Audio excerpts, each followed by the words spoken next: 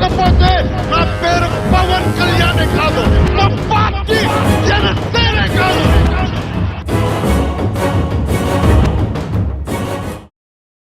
ఆంధ్రప్రదేశ్ రాష్ట్రంలో 2019 నుంచి 2024 మధ్య కాలంలో హిందూ దేవాలయాలపై జరిపిన వరుస దాడులు, విధ్వంసాలు హిందువుల ఆత్మగౌరవాన్ని, భక్తుల మనోభావాలను తీవ్రంగా గాయపరిచాయి.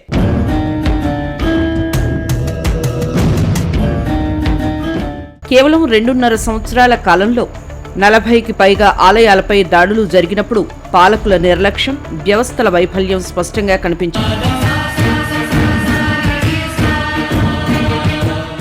ఆ సమయంలో ఈ అన్యాయాన్ని ప్రశ్నించడానికి, ధర్మానికి అండగా నిలబడటానికి ఏకైక శక్తిగా జనసేన అధినేత పవన్ కళ్యాణ్ గళమెత్తారు.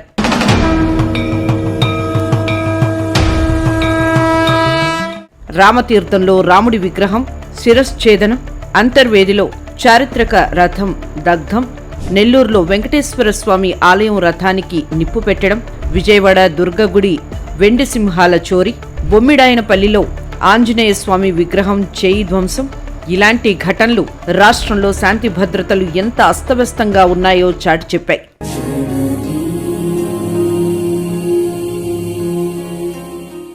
ఈ అరాచకాలపై స్పందించిన జనసేనాని ఇది కేవలం విగ్రహాలపై దాడి కాదని, హిందూ సమాజ మనోభావాలపై, ప్రభుత్వ వైఫల్యంపై జరిగిన దాడి అని అభివర్ణించారు.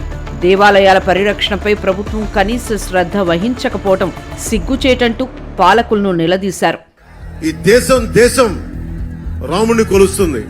రామాలయం లేని ఊరుండదు. ఇక్కడ రామతీర్థంలో శ్రీరామచంద్రుల వారిని విగ్రహం తల నరికేసి ఆ పూజారి గారు ఇలా పట్టుకొని ఆ ఏడుస్తున్న చిత్రం ఉండిపోయింది గుండెల్లో.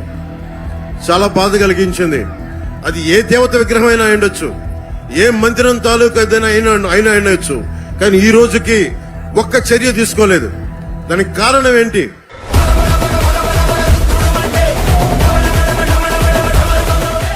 అంతర్వేది రథం దగ్ధం ఘటన జరిగినప్పుడు ఆ ప్రాంతంలో నేరుగా పర్యటించి సామాన్య ప్రజల పక్షాన నిలబడ్డారు. రామతీర్థం ఘోరం జరిగినప్పుడు ప్రభుత్వ అణిచివేతను ఎదుర్కొని మరీ ప్రజల్లో ధైర్యం నింపారు. ఈ అంశంపై ప్రభుత్వ నిఘా వైఫల్యాలను ఎండగట్టాడు.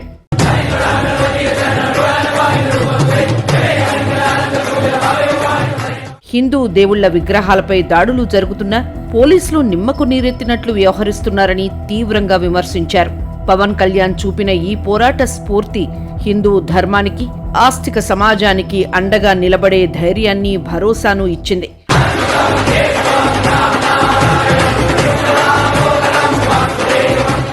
ఆలయాల విధ్వంసంపై ఆయన గళమెత్తిన తీరు కేవలం రాజకీయ విమర్శ కాదు, ధర్మ సంరక్షణకై జనసేనాని చేసిన ఉద్యమం అది. జనసేన మీ సేన, సామాన్యుల సేన, మన భారతదేశపు సేన.